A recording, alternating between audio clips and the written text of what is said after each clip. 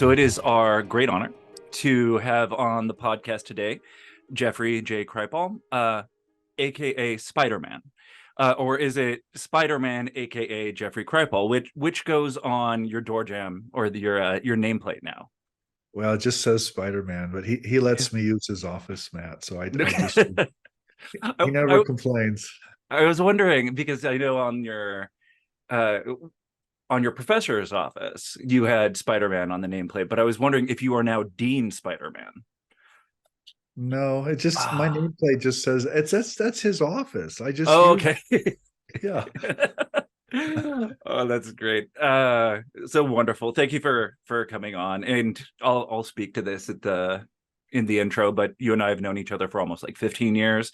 So I'll do my best to normal interview, but it'll probably end up in chit chat at some point. It's okay.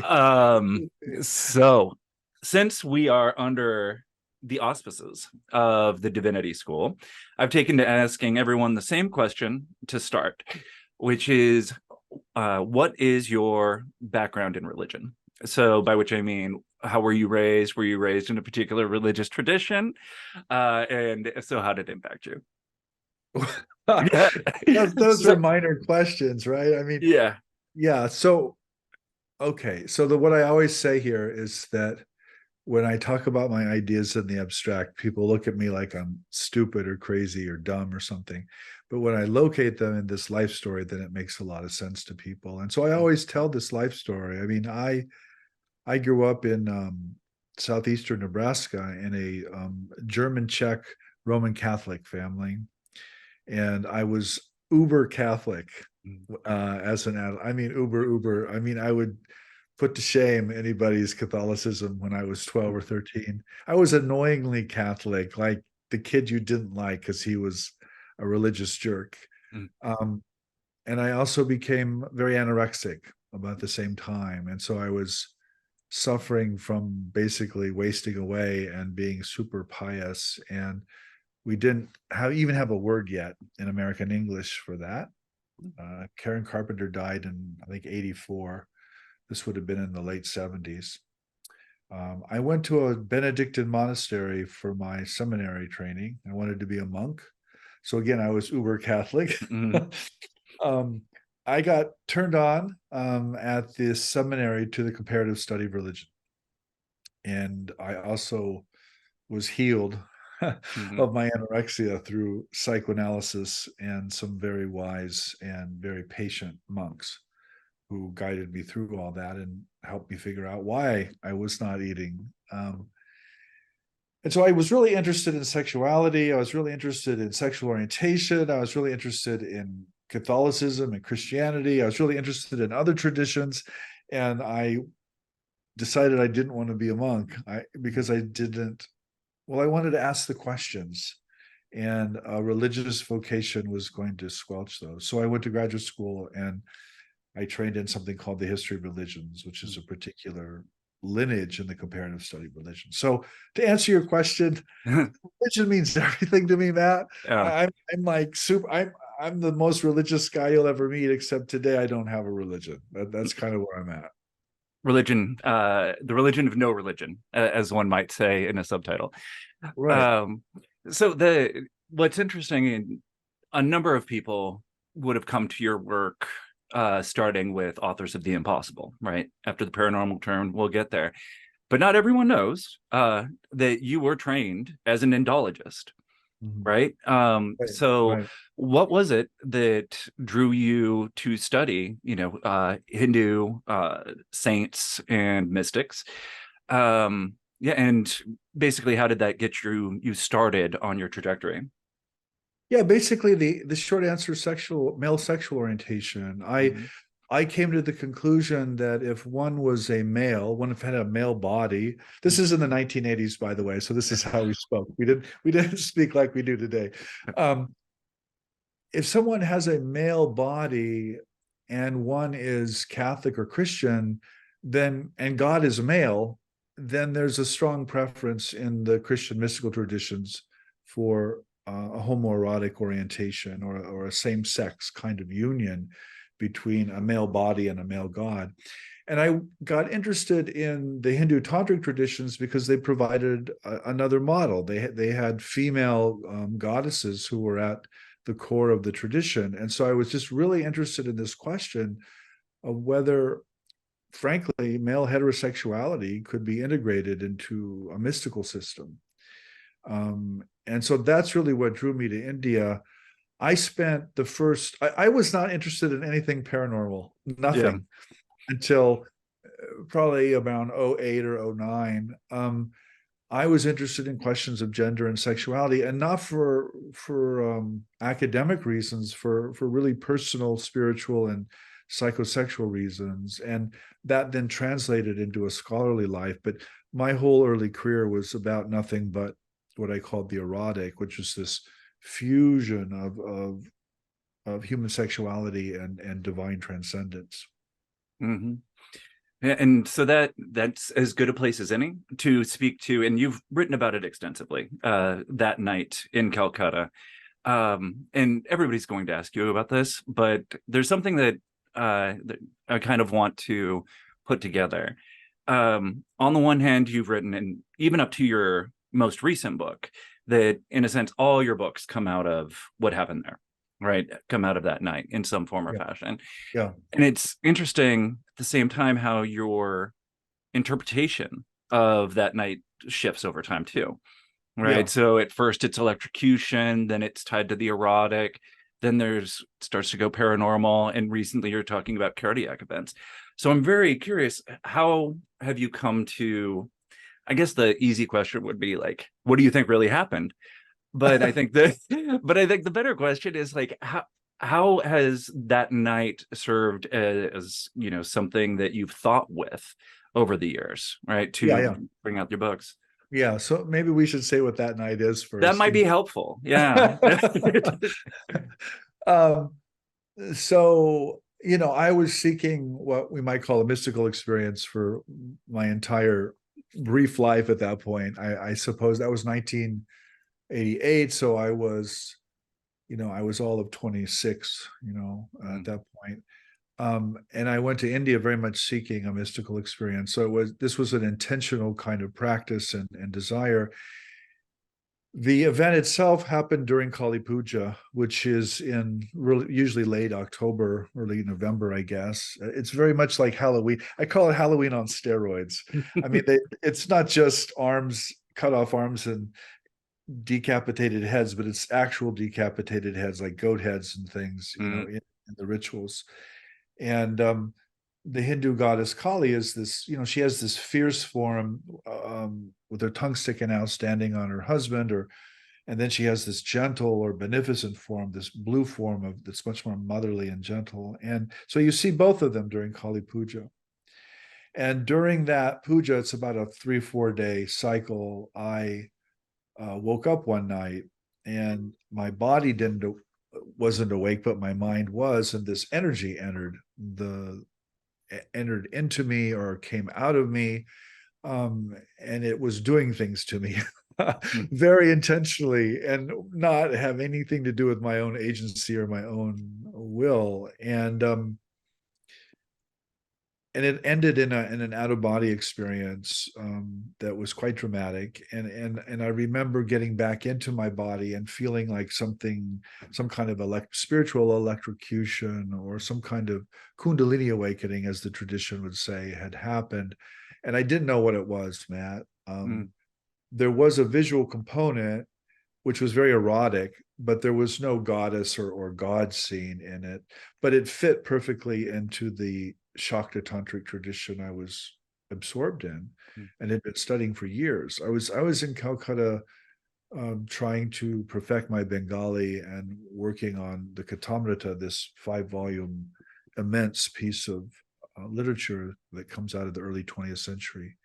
So I was completely absorbed in this Shakta tantric tradition and all of its symbols and language, and that was the context in which that night occurred. How did it influence my later work? I think it made me deeply sympathetic to people's ecstatic experiences, to their out-of-body experiences, to their near-death experiences, to their abduction experiences later on. I mean, all of these things made a lot of intuitive sense to me because of that night.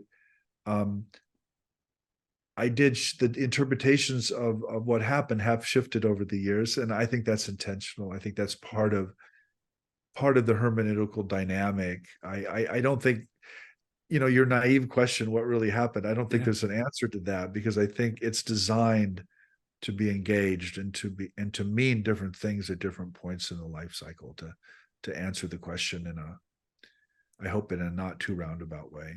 Mm. No, that makes a lot of sense and aligns with your work. So, Yeah. some so you go to grad school and you learn Bengali and you get trained as an Indologist, and then you leave it behind. People, why? I mean, I went to grad school, I got a PhD. I couldn't imagine just putting aside all of it, going, new thing Yeah, now, here no, we go. it wasn't just Bengali, it was Yeah. Sanskrit too. It was, 10 years of studying Indian culture. It was the whole shebang. And the short answer of why I left it behind was because I had to. Mhm. It wasn't something I chose to do. In fact, I chose not to do it. I chose very strongly to stay in Indology, and I was so hated and so dismissed and vilified for my first book called Kali's Child that it just was unbearable. And Mhm. I left the field not because I wanted to, but because I had to preserve my emotional and physical health. To answer your question, Yeah. I was essentially targeted, mostly on the internet. The internet was new at that point, but I was also targeted in the Indian parliament and by politicians and computer scientists in Silicon Valley, who Mhm. basically targeted me and made my life absolutely miserable. Yeah. And so I'm assuming you haven't been back to India for any reason. No, No, of of course course not. not. If I Yeah. No, no, of course not. If I were to land in India, I don't know what would happen. I don't want to see. Yeah. So, let me bring this back up.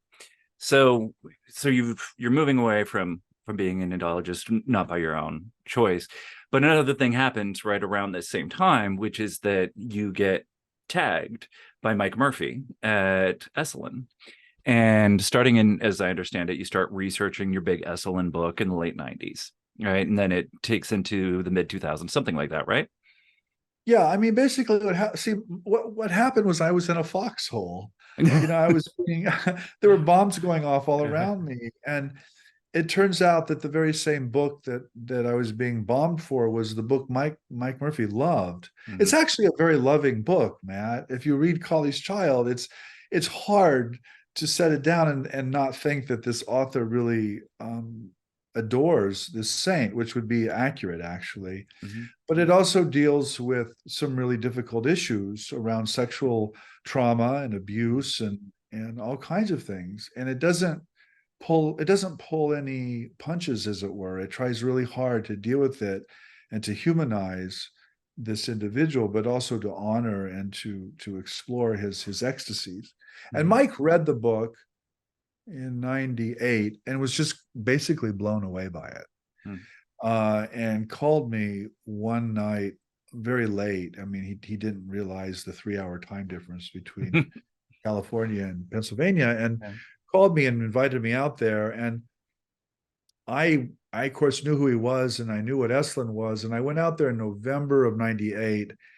And it was a couple of years, Matt, as the Kali's Child stuff was getting worse and worse. I went to Harvard, actually. I taught at Harvard Mhm. for a year in 2000, 2001.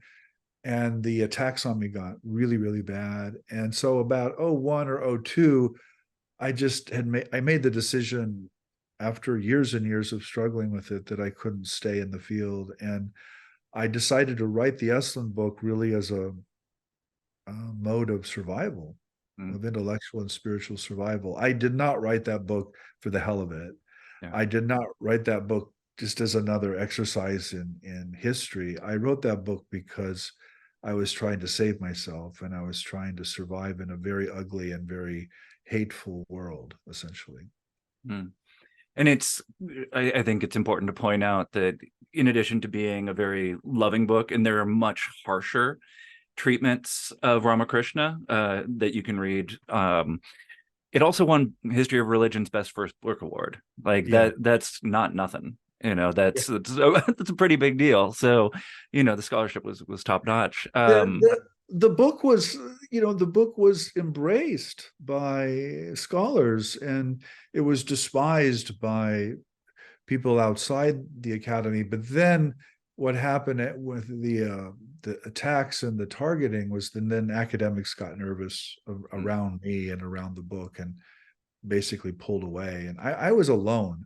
I was the first American scholar really to be so targeted. There were dozens of people after me, but I was just a kid. I'd written a dissertation, Matt, Yeah. and it became a book. Okay. And suddenly I was this international criminal, essentially. So it was very dramatic. I don't know. I don't think we can overestimate the drama here and the relevance this had on my career. And it also explains, I think, my profound suspicion around culture and religion. Mm.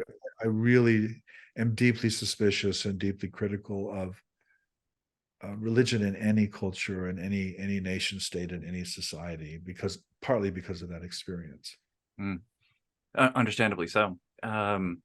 So I want to dig into Esalen just a little bit, because it was this safe haven, this foxhole, right? Yeah. But then you've also been involved at Esalen for 25 years, right? You've played a reasonably significant role, I would say. So I thought about different ways of parsing this, but first, I mean, we should say what Esalen is, and you know better than I, but what do you think? Because Esalen has the Center for Theory and Research, and it does a lot of research into things that are academic and invites academics. What could the academic study of religion learn from Esalen? Well, there are different Esalens, okay? Yeah. The Center for Theory and Research is the aspect or the think tank arm, the research arm of Esalen that I'm most associated with. It's also important to say I wasn't associated with the Institute when I wrote the book. The book came out in 2007. I think I was asked to join the board in 2010 or 2011. I said no, by the way. And then I was asked to join the board again, and I said yes. And so I'm still on the board and very much part of that movement. What does the Academy have to learn from Esalen? That there are certain questions you can't ask or can't approach or pursue in the Academy, but people do anyway. And Esalen is a very good container of those kinds of questions. And so I think Esalen has become a home of sorts for the heterodox or the marginalized intellectual who is trying to ask questions really around metaphysical or parapsychological issues that simply cannot be addressed today in the Academy in any coherent or disciplined way. And just because it's fair, what could Esalen learn from the Academy? Well, the truth is, it does learn from the Academy. I mean, these are academics, I mean, these are people who are right in the gut of the Academy who are coming to Esalen. Esalen has never not learned from the Academy. I mean, the two founders were schooled by a professor of comparative religion at Stanford in the 1950s. And the place has been the home of academics and intellectuals from day one. So what can Esalen learn from the Academy? Pretty much everything.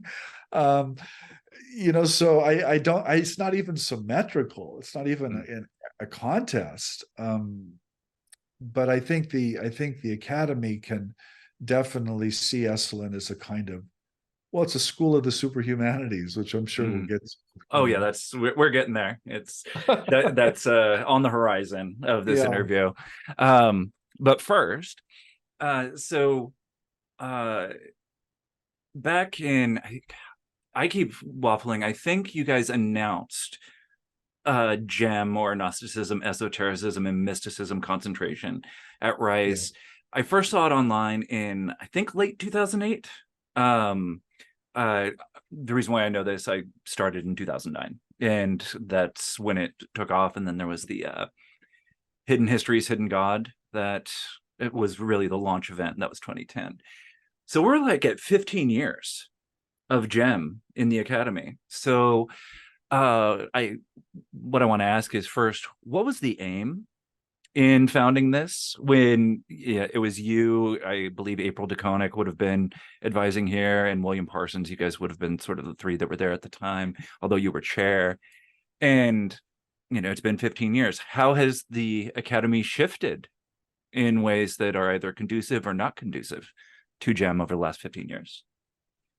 Well, first of all, so I became okay. Here's what happened. And I've told you this story. So Tony Penn and I arrived at Rice in 02, 03, somewhere right in there. And what I call mom and dad of the department, the two senior scholars, Edith Wischergrad and Werner Kelber, retired about that same time. And Edith and Werner were really, Edith worked in essentially Jewish philosophy, and Werner worked in New Testament. And they were really the people who could train graduate students and help them get jobs.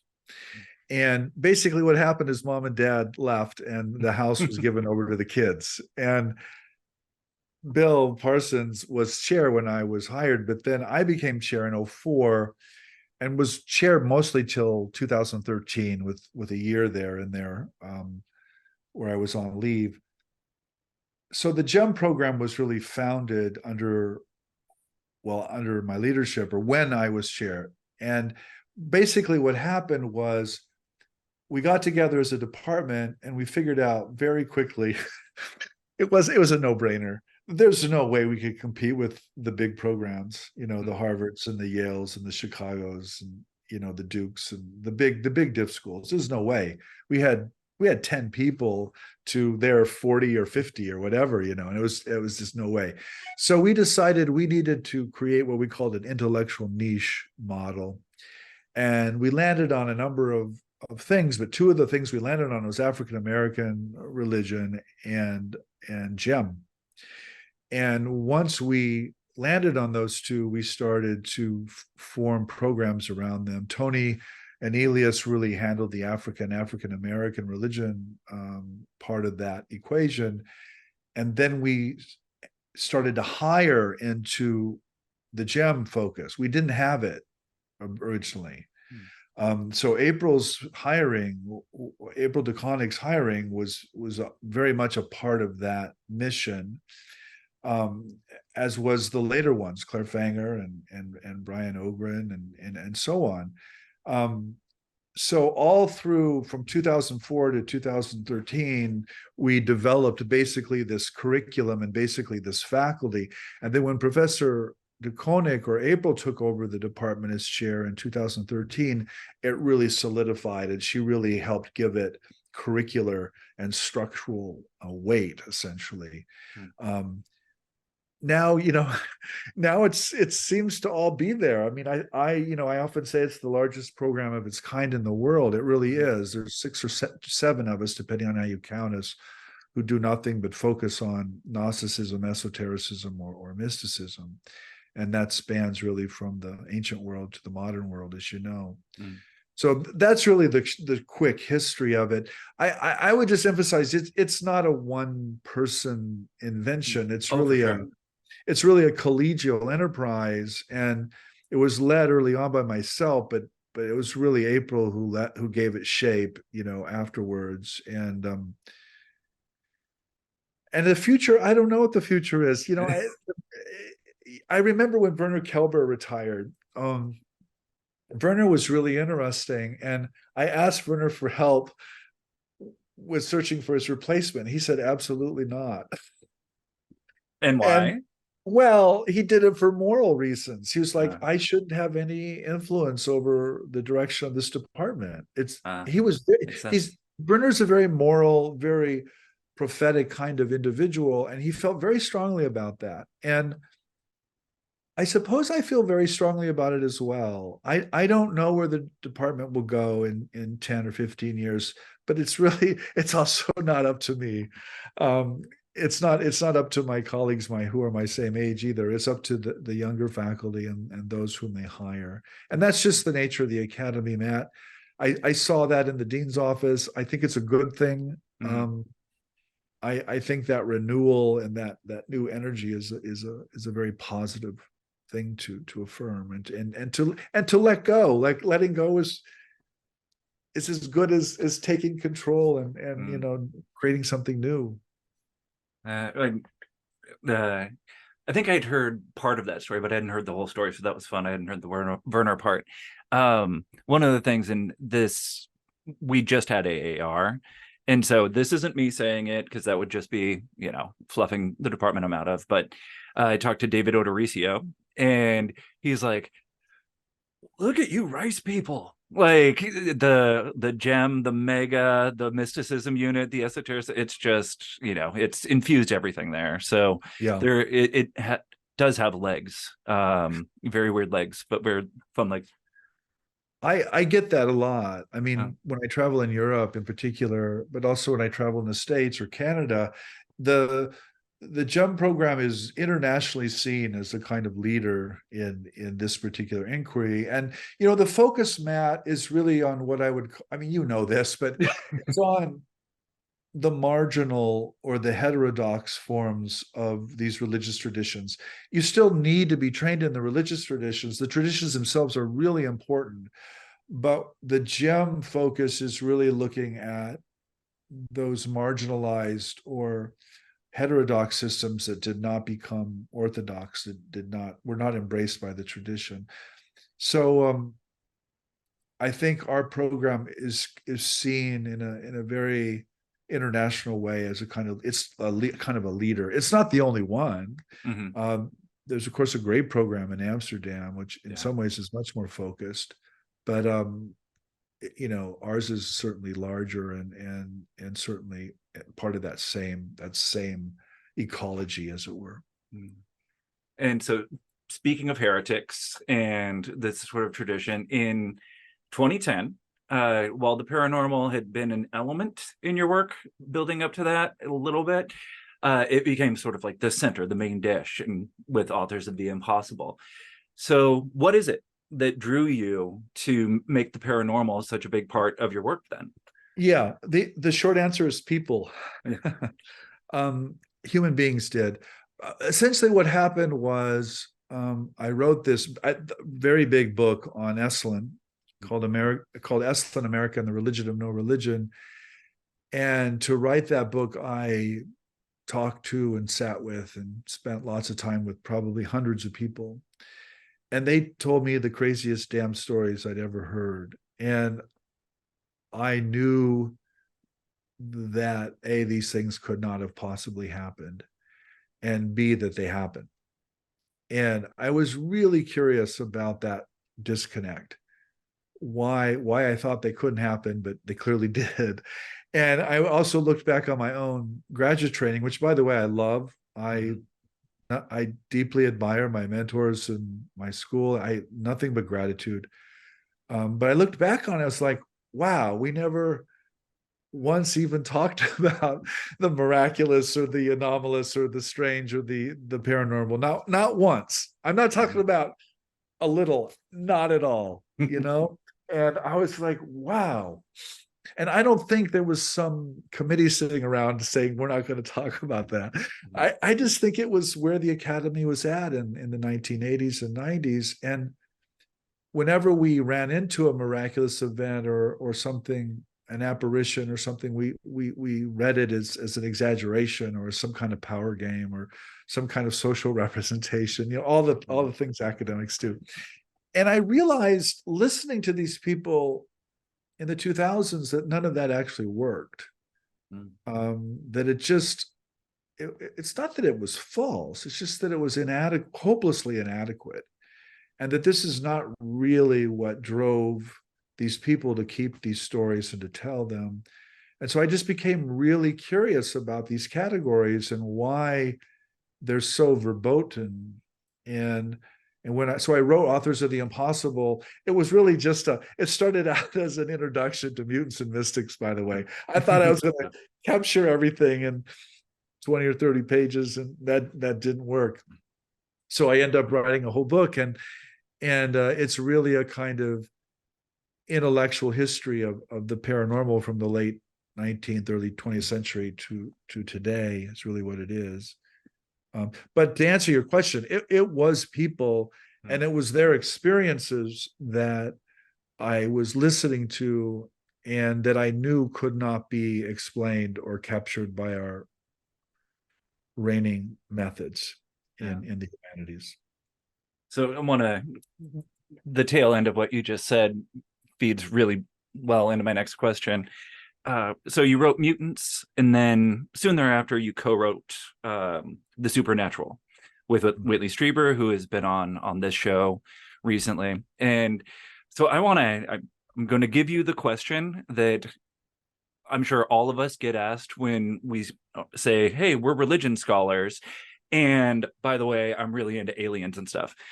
So what is it that bringing Strieber with his life of high strangeness onto the comparative table, what does that add to the study of comparative mystical literature and putting him there with Ramakrishna and Saint Teresa? Like, what do we get from that exercise?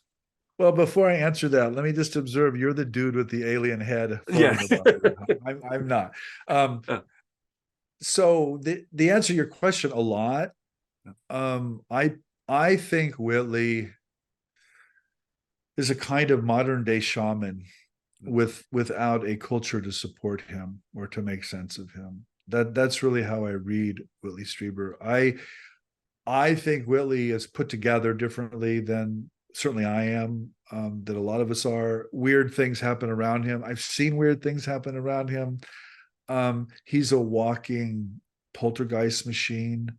And so to think with Whitley and to talk to Whitley and to write that book with Whitley is very much also to talk and think about Teresa and Ramakrishna and Rumi and anybody else we want to name here. I don't draw any distinction between Whitley Strieber and historical saints. I think sainthood is a social affirmation or construction of something that a lot of people in fact have, and I think it's the result of a society. It's not the result of human experience or human potentiality, which I think is much broader and much more universal than we imagine. Yeah, and so to that end, one of the interesting things that you started, 2017, 2018, started assembling papers for the archives of the impossible. Yeah. So if you could just tell us a little bit about that and what authors, because I know it started with Whitley and no, it actually didn't start with Whitley. Oh, it was okay. Well, I will step back and let the person who runs that tell us what happened. So this was a fantastic idea, which means it wasn't my idea. It started in about 2014.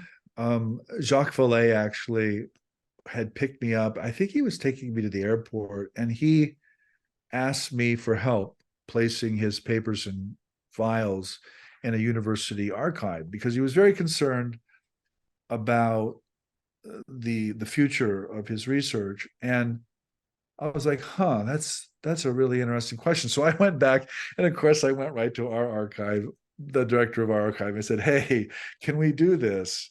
And it turns out we could. And it turns out that our archive here, Woodson Research Center, is very much invested in the research of our faculty, which in this case happened to be me. So they were very supportive. And it took us about 4 years, by the way, to negotiate that gift. And there were a couple reasons. One was Jacques wanted to put everything on a 10-year moratorium where no one could see anything except in people internal to Rice. And it was quite valuable. His papers were quite valuable. And so we negotiated that gift. And in 2018, it started to arrive. And then I started going to my other contacts. I went to Whitley first. I said, hey, Whitley, Jacques just gave us everything. What about you? And he, of course, was like, yeah, great idea. And so he started to send us the letters, the communion letters that he and Anne had collected after Communion came out in 1987. And then I called Ed May, and Ed was the director of the Stargate program or project at SRI. And then Leslie Kane got involved and wanted to help, and Diana Pasolka wanted to help. And I mean, it was kind of this, what I call a black hole. It just started sucking in collections. And today we have about 15 collections. Our latest large one, again, was John Mack from Harvard, by the way. Yeah. And that came to us really through the director of the Johnny Mack Institute, a woman named Karen Austin, who was convinced that the Mack papers belonged in the archive of the impossible, along with those of Vallée and Strieber and May, and so forth. So that's pretty much what I do full time now. Is I work in those archives. I've been working in them on my sabbatical. I write about them, and I host conferences. We've had 2 big conferences, which completely shattered every IT model we had in the university. And I'm trying to fundraise for them. If any of your listeners is looking to give a lot of money to a university, we desperately need resources and help we're digitalizing these things now. We're trying to Wow. Okay. And run some AI through them eventually. Got it. So just so I get a handle on what is coming in there, with Mac, are you getting his personal papers, or are you getting like his write-up of all the abduction accounts and interviews that he would have done? We've got pretty much everything from about 1987 on. I mean, I think Karen digitalized or oversaw the digitalization of 200 to 300 boxes of material, man. And now there are lots of IRB concerns for some of that, and a lot of the Mac materials on moratorium as well. Well, it all is on moratorium at the moment, but there are some serious IRB concerns there that we want to honor and follow as well. So it depends. IRB, our Institutional Review Board, is of course our university's internal ethical board, and each of the collections in the archives presents itself very differently to it. Some of the collections, like the Strieber letters, are probably not even of concern, and some of the files, like those of John Mack, are medical related, and they are of high concern because we're trying to protect we are protecting medical records. So it just depends. It depends on the collection and what the particular process is. And you mentioned the moratorium. I've also seen online it was like a little scholarship to go work in the archives. So can outside scholars come and do research at Rice, or is it just Rice students and Rice faculty right now? Oh, no. Anybody can come from anywhere in the world and work in the archives and work with the collections that are available to them, which is most of them, by the way, Matt. The Vallée collection's offline and the Mac collection's offline, but the rest are online and there. We haven't fully archived all of them, by the way. I mean, it takes labor and time to do this, but some of the collections are heavily archived and are available to researchers. So it's a public archive, Matt. I mean, it's available. It's not online. We have not digitalized it, again, for money reasons. But that's certainly our intention. Got it. So want to sort of move ahead. We're hitting that horizon, and so we're hitting the superhumanities, which obviously grows out in a certain sense from this paranormal turn and your study of Whitley, etc. But what I noticed while reading it is that it's also very much a response to certain crises and discussions that are happening in the academy, and not just religious studies, right? I mean, academy broadly construed. So what inspired you to write the superhumanities? The dean's office. Yeah. I mean, that's the short answer. I spent 4 years as an associate dean of the School of Humanities, and I worked very closely with the dean, a colleague named Professor Kathleen Canning, who's dean of our School of Humanities, and Professor Faye Yarbrough, who was the other associate dean. She's also a historian, and I probably helped interview 90 people, during those 4 years. And that was also the years of COVID. I became associate dean in the fall of 2019. I stepped down a few months ago in July. So I was associate deaning all through COVID and just was watching these crises up close and trying to help manage them, here at Rice. I was very concerned about a lot of the things I saw happening in the humanities, but I was also deeply impressed by humanists, frankly, by my colleagues who, um, when they did learn about what I was doing or what I was interested in, they were deeply sympathetic and very supportive. And so I wanted to write about both the problems that our societies are facing and how the humanities can help, but I also wanted to write about that enthusiasm and that affirmation that I was feeling. And the superhumanities really comes out of both of those impulses, both the suspicion around religion and society in general, but also the deep affirmation that I felt from my colleagues, but that I also sensed in the historical literature. And I tried to say both of those are the superhumanities together. The superhumanities are the humanities. Yeah. But they have an emphasis on altered states and the superhuman, and don't want to take that off the table either. So one of the things that struck me, and it's easy to read this book in tandem, both with Roads of Excess, and you make the point that you write one book, right, in the end of the acknowledgement, but also with Serpent's Gift as well. I see the dialogue there, but one of the things in Serpent's Gift, you said, I don't want to write about mystical literature anymore. I want to write mystical literature.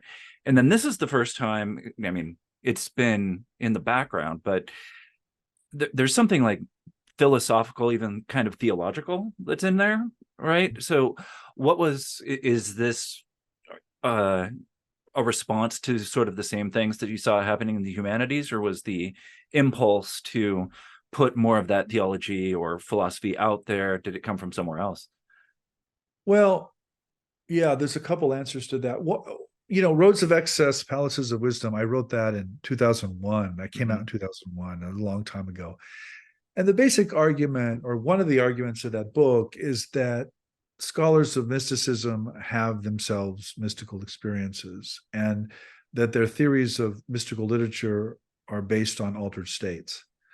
And I looked at 5 different intellectuals and looked at their altered states and their theories of mystical literature and tried to show that.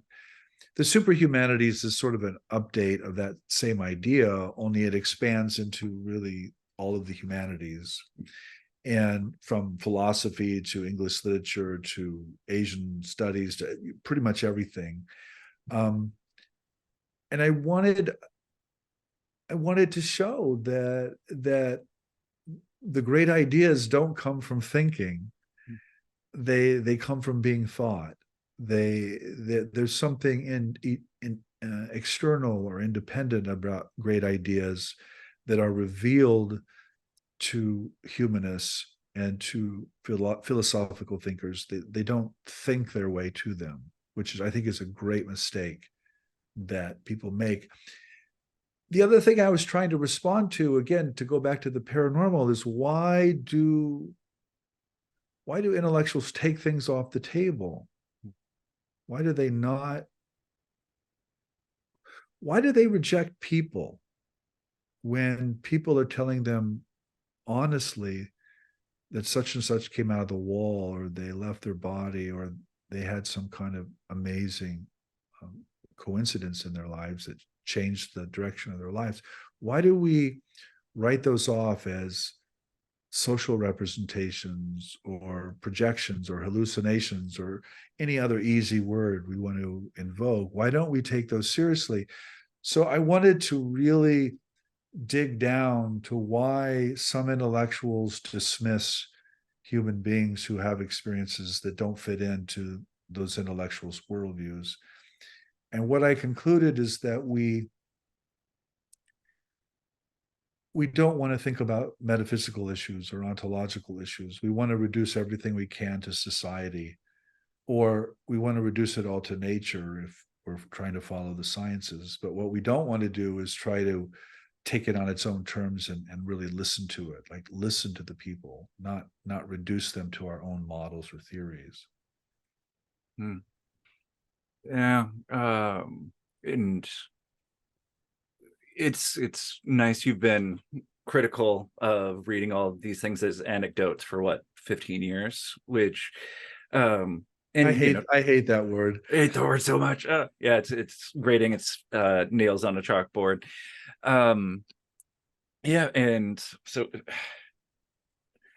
I'm trying to figure out how to phrase this question because it's such a loaded issue. But one of the things I appreciated both about superhumanities and what I've read from How to Think of Possibly, your next book, which is currently available for pre-sale, is that this more balanced view, as I'm reading it, of sort of Uranus figures or somebody like Harold Bloom, right?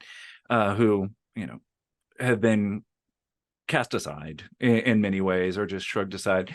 So how do you sort of respond to the criticisms of these people as ethically or politically they're wrong, while at the same time asserting that they're valuable for Yeah. understanding certain phenomena? And obviously the history of religious studies and humanities, you can't do without any of those figures. But in any case, I'll give you the mic. Yeah, I get your question. I get that question a lot. And Okay. you know, the easy response or the quick response is a badly used idea is not the same as a bad idea. And every idea has been used badly. There's no such thing as an idea that has not been used badly. But we can't equate the way those ideas are used with the ideas themselves in every case. Sometimes I suppose we can, but certainly not in most cases. Um, I also think people are complicated, Matt. I think human beings can do all sorts of nasty things. And to answer your question, I think the criticisms of people like Bloom are probably spot on, but so are the criticisms of Michel Foucault and Sigmund Freud and Martin Heidegger and Friedrich Nietzsche and everybody else. I'm sure the criticisms are just and correct, but they're not absolute and they're not adequate, is what I would say. In other words, I think intellectuals have insights that are not reducible to their social conditions or their ethical or moral positions, which today we can look back on and say we don't agree with those or we want to condemn those. Amen. But that doesn't mean that everything that person said is wrong or without value.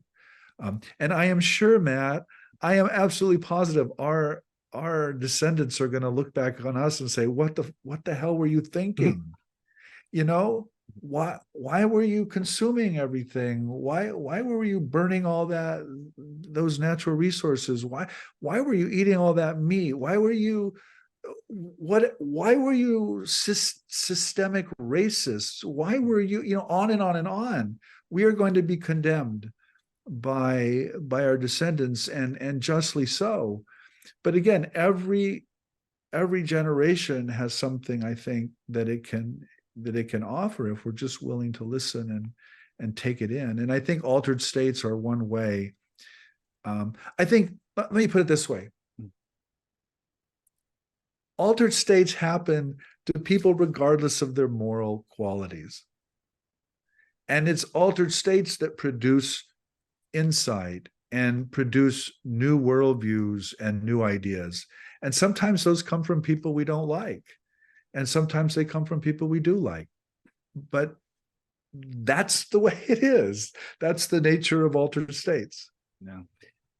I remember coming across it. You did forget which edited volume it was. You've co-authored a few. The one where the mystical is not the ethical, right? Yeah. And just having been steeped in spiritual but not religious discourse throughout my teen years and early 20s, I was like, that can't be true, right? It's obviously the case that great mystics are also great moral people. I'm like, oh man, that's just, I didn't actually read anything. So then once I started going to school and going to grad school, I was like, yep, okay, it's far more complicated than that. And So Matt, I was trained in the 80s, and we were coming out of the counterculture and coming out of coming out of the 70s, obviously. And there were a lot of spiritual teachers that were being exposed as people who had engaged in various forms of usually sexual abuse. It wasn't always sexual, but it was often sexual abuse. And I saw people split on this. People would either say, well, it never happened. The person was pure. It was usually some purity code that was invoked. Or it did happen, and there's nothing to any of the spiritual experiences that people had around this person. And I was like, well, both of those clearly are not true. I mean, clearly it happened. Clearly this usually a guy, it was not always a guy, but usually a guy. This guy did some really bad things. And these people had these spiritually transformative experiences around him. Both are true. So let's admit the complexity of the situation and not fall into one of these simplicities that I still think are simplicities. And that's tough. That's tough for people to hear. It's tough to think that way. It's particularly tough today, I think, to think that. But I thought that in the 1980s, and I think that in the 2020s. I haven't changed a whit on that. But yeah, but it can make those hasn't people been very tough to study. popular. I'll say Yeah. that has not been a popular view. Yeah. But at the same time, though, I think there's a certain, when you think about the recent turn to like conspirituality, Egil Asprem, etc., they're acknowledging this, right? That complexity that people like David Icke can have extraordinary experiences and be terrible people doing awful things and believing in lizard archons, right? Like, but at the same time, like, you can't, I forget, David at the beginning of his book says he's the first prophet he ever saw was David Icke on TV talking, prophetically. And I think that's accurate. In any case, that's a whole bucket of worms. But Well, yeah, but I mean, let's put David Icke aside. yeah, let's It's always put the also lizards aside. Yeah, lizard archons aside. I mean, saints are weird people, man. I mean, saints are messed up people, and they're saints. So I guess it does. In some ways, it goes back to my Catholicism too. It's like these were extraordinary human beings, and their lives were really messed up in a lot of ways. And I think both of those things are absolutely true. Not in every case, but in a lot of cases. And I'll tell you a story here that's related. I listen to a lot of experiencers. I sit down and I talk to. Sometimes I even write books with experiencers. Whitley's not the only one. Elizabeth Crohn's another one. And when I listen to people, I'm waiting for two things. I'm not telling them this, and if you're listening, you didn't hear this, but the first thing I'm listening for is trauma. It doesn't have to be sexual trauma. It can be physical trauma. It can be war trauma. It can be emotional trauma. It can be any kind of trauma, but I'm really listening hard for some kind of major traumatic event or series of events in their past. And the other thing I'm listening for is sexuality. Some kind of conflict or complexity around sexuality or gender identity or sexual orientation or something. And usually the person in about the second or third or fourth rendition of the story will open up around both of those things. And so I've just learned over the decades that people are complicated, and you have to somehow break open a person to access these altered states. And some of those ways that the person's broken open are not moral ways. They're not even necessarily good, but they still happen. A car accident is not a good thing, but people have out-of-body experiences, transformative religious experiences in car accidents. Does that mean we should all go drive our Toyotas into the nearest oak tree? No, doesn't mean that. But there's something about that violence and that trauma that induces this spiritual opening in people.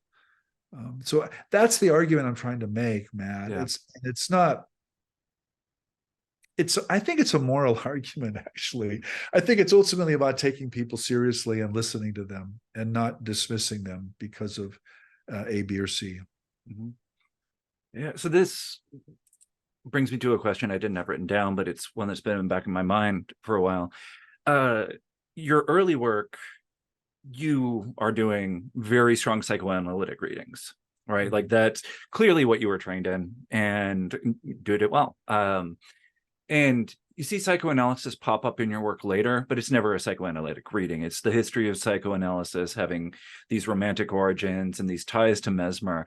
I'm curious, how do you see the role of, psychoanalytic reading when you're talking to people like this? Does it inform you at all anymore? Or is Of it, course, no, of course it does. I think, of course, it informs. I mean, it does not, maybe not consciously. I'm not thinking about psychoanalysis yeah. as I'm listening to people for sure, but I am absolutely convinced, for example, that people are not in control of themselves. That things happen to people that a psychoanalyst would say is unconscious. I wouldn't use that language today, but I think a lot of things that happen to people are not in their control and seem to happen from the outside. I'm not sure they are from the outside, but they are certainly experienced as such. So that distinction between the conscious and the unconscious is fundamental still to the way I think about things. I also think that most visions, most apparitions, most dreams are symbolic. And by that I mean they should not be interpreted literally. There's a phenomenon behind the phenomenon.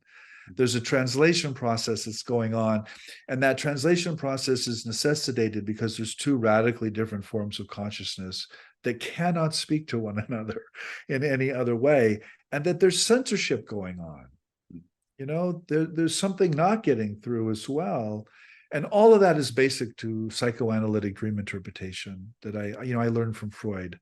I learned from Wendy Doniger, actually, back in the 1980s. And that's really stuck with me. Mm-hmm.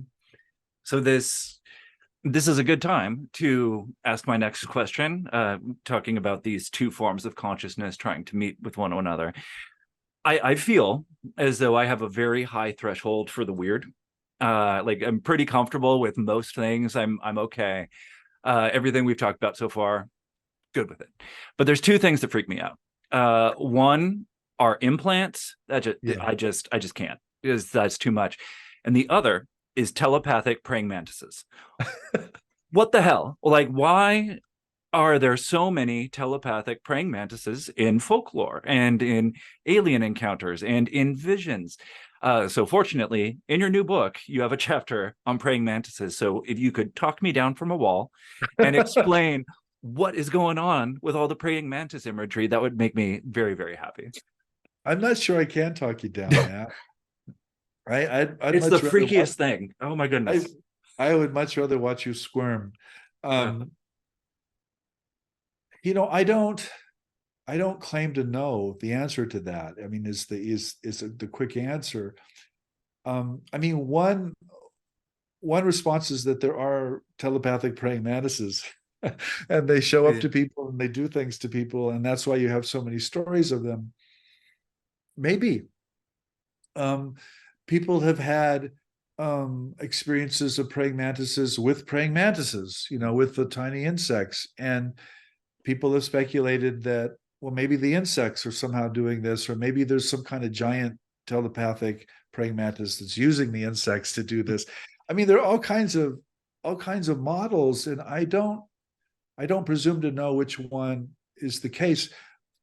But I want us to be shocked by that, Matt. I don't want to explain that away. Um, for one thing, I can't, but also I think the normal ways of explaining that away are lame and completely unconvincing. And I want this ontological shock because I think it's very useful, but I also think it's what these events are about. I think they're designed to shock us out of our worldviews, and so I guess I don't want to help you there. Mm.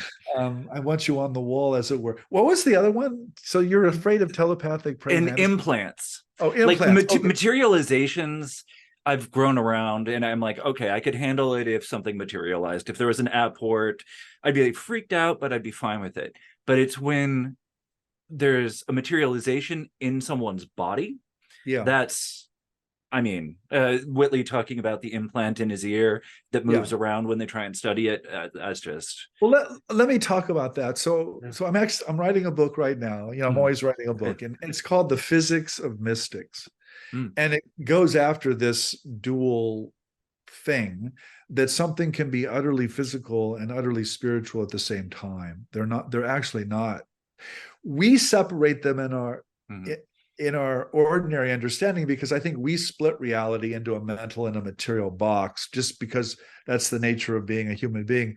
But I don't think reality is actually so split. And one of the things that you find out eventually when you study the UFO phenomenon enough is that there's a physical aspect to it that can be studied scientifically, and that there's a spiritual or paranormal aspect of it that we have no idea what to do with, but it's obviously there. And you can't separate these two. You can't say, oh, it's just a physical craft, but neither can you say, oh, it's just a spiritual or a telepathic or a paranormal event. No, both of these things are true. It just burned the grass or it burned the person, and the person now is telepathic or precognitive or doing strange things. So I think both of those statements are true again, very much like this earlier discussion we were having around the moral and the mystical. And I think how to think impossibly is essentially sitting with that doubleness and not rationalizing it away, not saying, oh, it's just the physical, or it's just hallucinatory or mental in some way. No, it's both. It's both. And just letting that sit. So the implant, I mean, why? How is an apport and an implant different? I mean, One's in your body. well, okay, so Yeah. what? I mean, I mean, okay, it's in your body. Shamans get crystals Yeah. stuck in their bodies too. I mean, we don't call those implants and get freaked out. We just say, oh, well, shamans have crystals implanted by a being that came from the sky. Okay, that's okay. But no. Nobody can be abducted today and get an implant in their ear. No way, no how. I mean, why? Why do we make that distinction? I'm baffled by that, other than colonialism and materialism. I mean, there are a bunch of things that we can invoke here, and I think we should invoke. But I think they're all wrong, and I think these things do happen today. Yeah, I think and this came up in the chapter on what's Jeremy Vereri, Jeremy Vaeni. Vaini, thank you. Yeah. The lack of consent, like, in this goes back to the ethics and the paranormal is not the moral, right? But I mean, it's not like Whitley said, hey, it's cool, just go ahead and stick that thing in my ear, that tracking device, I'm fine with that. The total lack of consent is a little freaky, but body morphs are fine. Still, I'm going to be spooked by telepathic praying mantises. Well, again, I mean, they're not called abductions for nothing. I mean, there is no agency, Matt. I hate to tell you this, but there's no agency. I mean, people are literally abducted, and my African American colleagues will say, well, that's because these are memories of of a time when strange ships really did appear and really did abduct people, and it's called the Atlantic slave trade. Okay, that's a reading of what's going on. But to say that people have agency in these abductions, I think is just fundamentally mistaken. Sometimes they do, sometimes they don't. Mm-hmm. So let's be honest about it. Yeah. Yeah, sometimes they'll try and make them happen, like Bill Hicks and Kevin Booth on the harmonic convergence, right? Yeah. Right. Like abduct me, right? Well, and that's a mixed case, right? I mean, there you want to be, you want the contact or you want the encounter, but in most of these cases in the abduction literature, the person definitely does not want the encounter. No. And Whitley's implant, they held him down and forced him, and his claim is that those were humans who did that, and so that changes how we think of this as well. What's going on there? So wait, I had a closing question, but you spoke of a new book. Is this your own? Is it a monograph, or are you co-writing it with someone on the physics? No, I'm working on it. I mean, it's the first volume in my trilogy, by the way. Oh, got it. Okay. Story trilogy. Yeah. The first volume's on physics, and the second volume's on evolutionary biology, and the third volume's on cosmology or eschatology. Mm. All right. So those will be done in 5 months? You just bang them out, no. Channel them through. So one of where I wanted to land with this, have you watched the show Hellier, perchance? No, people ask me about that. No, the answer is no. Don't worry. So there's a lot of really mediocre or worse paranormal TV. I will say that this is pretty good. I actually think it's quite good. It's well done. And it's just saturated with all the cool stuff, like goblins and Hollow Earth and Thelema and abductions. I mean, Mothman is a very big part of it. It's pretty wonderful. But the reason why I brought it up is one of the things they do on the show a lot is show off what books they read. Like they'll just have like the red book sitting on their desk, and the camera will be pointed straight at it. It's pretty great.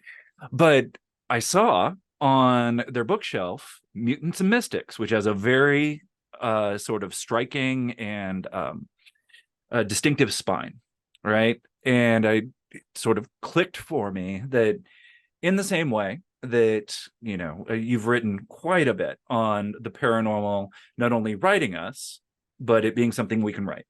Yeah. And now you're one of those authors, right? Like Mac, Keel, Valet, people who are interested in the paranormal are reading Kripal, and this is going to have feedback loops. So how do you sit with that, right? Do you feel does it impact how you write in any way, in any sort of responsibility, or are you just like, I'm doing my scholarly thing and putting it out there?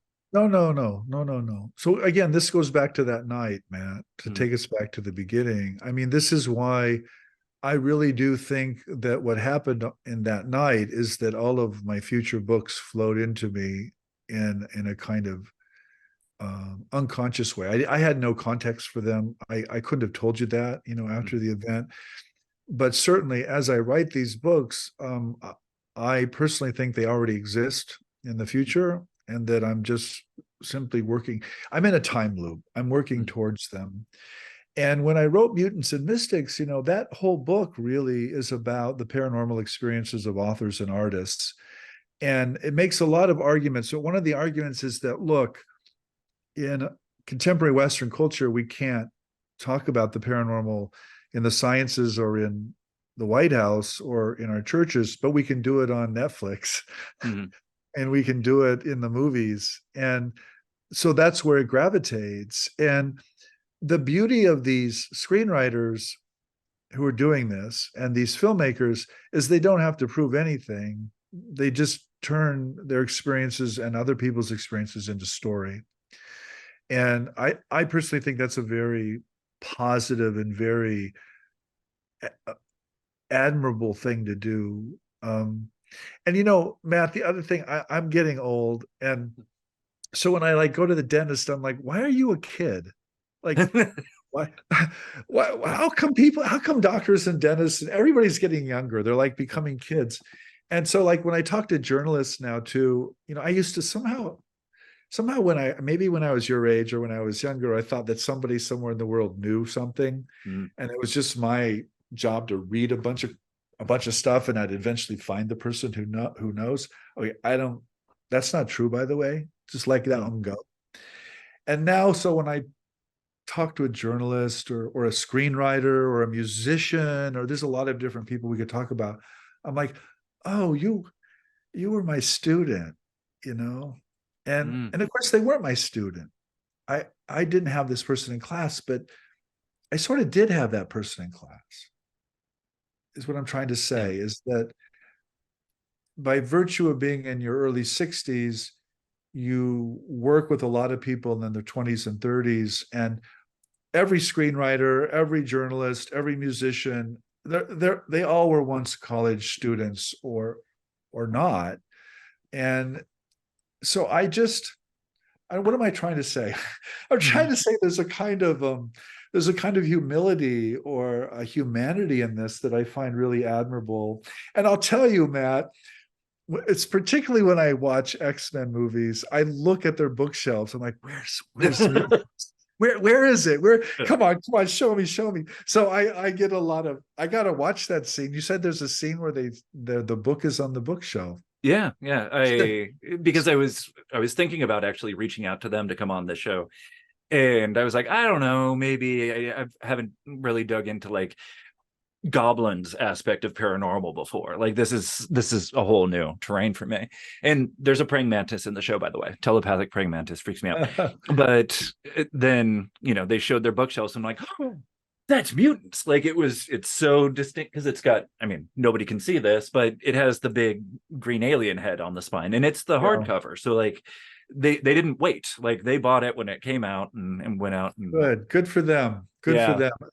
And so I talked to a lot of screenwriters. I mean, they read this stuff and then they turn it into whatever they turn it into. How do I feel about that? I feel very good about that. I think that's great. I think when your work is turned into art and into public art that lasts and then is circulated through millions of people, I think that's wonderful. I don't feel possessive about it. I don't feel academic about it. I feel artistic about it. I think it's wonderful. But art is not just art. This isn't art for art's sake. This is art to like transform people and to trigger people. And one of the things I'm arguing in this new book is that essentially what's happening in a paranormal event is a sci-fi movie is going off in your head, but it's also enacting itself in the physical environment. And all these special effects we call miracles are literally physical events that are happening. So we are somehow special effect machines that have incredible power. And I think what happens in the movies is we're mimicking that, or we're approaching that skill set that we seem to have innately in us. And I don't claim to understand that. I'm using that as a metaphor, obviously, but I just think it's true. I think it's very true. Well, this seems like a good place to come to a stop, simply because we sort of came full circle back to Calcutta in that night. And well, this has been fun. If people want to listen to people talk about telepathic insects and ethics and all sorts of stuff, they will like this episode. So Jeffrey Kripal, pardon me, thank you so much for coming on. It's been an honor. Thanks, man. Anytime. This was a lot of fun. All right, take care.